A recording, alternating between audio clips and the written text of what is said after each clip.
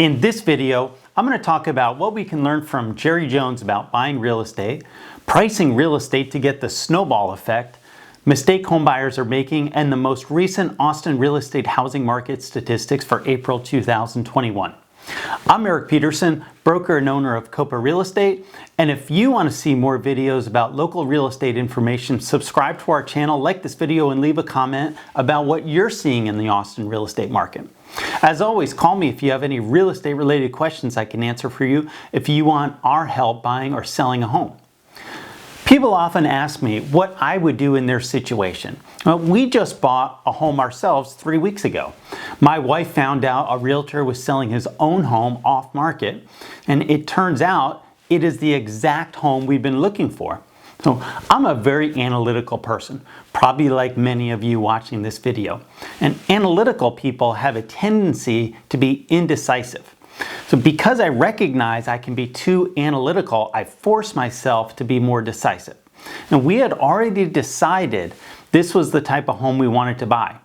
Before this home became available, I had already thought about what I hoped to buy a home for and what the maximum I would pay. And that allowed us to decide quickly to make an offer and get it accepted before it hit the market. One of the challenges many buyers have, especially if they already own a home, is looking for the deal. They're waiting to buy a home at the same price they could have bought it for a year ago. And they'll tell me that they don't have to buy a house because they already have a home. And if that's your mentality, you'll probably never buy another home. You see, the market doesn't have a memory. You don't get to buy a home at 2020 prices just because you've been living here. In addition to having higher incomes, one of the advantages people moving here have is they don't have a memory of what could have been. They're looking at the home prices around here, and compared to a tiny house they could have bought in Cupertino, our real estate prices seem like a steal. When the Cowboys signed their quarterback Dak Prescott to a huge contract extension, I saw this quote from Jerry Jones, and it reminded me of my mindset when buying our house.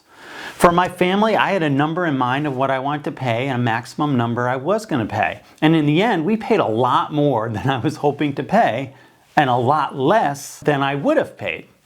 And I could have let my ego get in the way, but I have learned it's better to pay more to get what I want. And over the years, I've learned that the people who paid for what they want are happy, and the people who tried to get a bargain often wanted to sell their home again in a couple of years.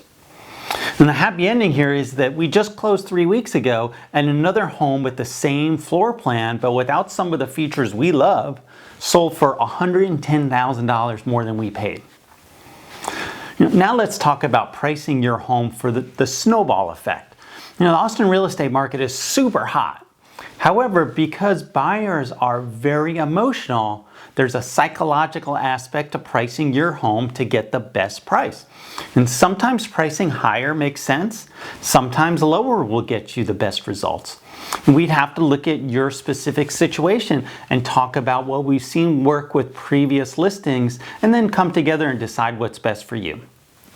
But here's an interesting history of a listing. I wasn't personally involved with this sale, but I tracked what happened.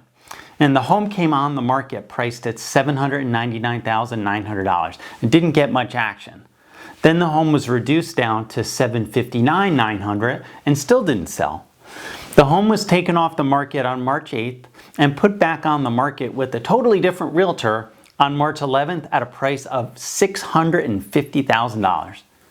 They immediately got multiple offers and sold the home for $795,200, more than it had been listed with the previous agent.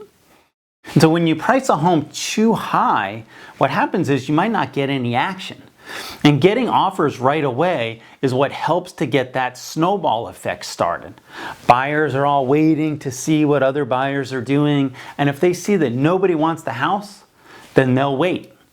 And you'll probably still sell your home for a good price, but you might not generate the type of offers necessary to see the price of your home go all the way to the moon. If buyers see someone else wants your house, they're much more likely to pay way above market value for your home.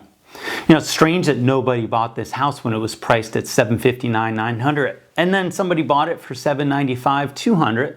But that shows you how emotional buyers are in the market right now. Now let's take a look at the Austin MLS housing market real estate statistics covering April 2021. And as always, try to remember that these statistics are covering a large area, not just Austin. Always contact us to talk about what's happening in your specific neighborhood. 3,386 single-family sales were reported in April, which is up 30.1% from 2020, but still below the 3,565 sales in April 2019. Think about how many more people are living here and moving here from 2 years ago, and it really shows why we're in such an inventory crunch. And when you listen to the news or friends, you think every home's going to sell. But in April 2021, there were 221 homes that were on the market and completely different sell and were taken off the market. That just goes to show you that every home isn't going to sell. One of these sellers already called us, and now we have their home under contract for $100,000 over asking price. The months of inventory is still floating around the 2 weeks point, well below the 4 to 6 months, which is what's considered a balanced market. And this low inventory means buyers have few homes to choose from and have to act fast. And it's the number one reason why prices have gone up. Average list price is up to $521,450, which is 29.4% over 2020, and the average sales price is up to $561,469, 41.1% over last year. There were 316 homes that sold for $1 million or more, and the average price per square foot is up to $266, an increase of 31.2%. Average number of days on the market is 18, and on average, that's how long it takes from the list date to being under contract. When we look at median statistics, that means if we lined up all the sales, we'd be picking out the one right in the middle, and this can often be a better indicator of the overall market because it isn't influenced by a few high-price sales. So the median list price for the whole MLS is up 25.9% to $408,000, and the median sales price is up 41.1% to $450,000. The median sold price per square foot was $228. The median days on the market is only 5. And that's a better indication of the speed of the market compared to the average number of days on market. Hey, thanks for watching, and call me directly at 512-791-7473 if you have any questions about the real estate market or you want our help buying or selling a home in the area. Take care.